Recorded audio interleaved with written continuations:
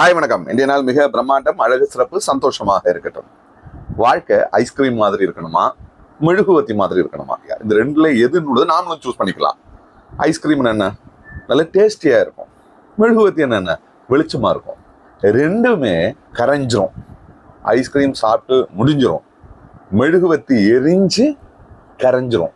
இப்போ ரெண்டுமே அடிஞ்சு போற விஷயம் இல்லை.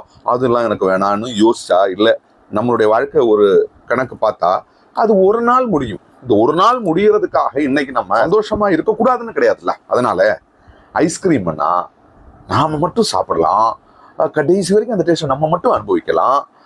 டேஸ்டா இருக்கணும், ஆனா நேரத்துக்கு சாப்பிடணும். நேரத்துக்கு செய்ய வேண்டிய விஷயங்கள் செய்யறது மாதிரி நேரத்துக்கு சாப்பிட்டா அது டேஸ்டா இருக்கும். இல்லைன்னா அது உருகிடும், தண்ணி ஆயிடும். மெழுகுவத்தின்னா அதுவும் கரைஞ்சிரும், ஆனா அது தான் மட்டும் சந்தோஷமா இருக்காது, சுத்தி இருக்கிறவங்களையும் சந்தோஷமா வச்சுக்கும்.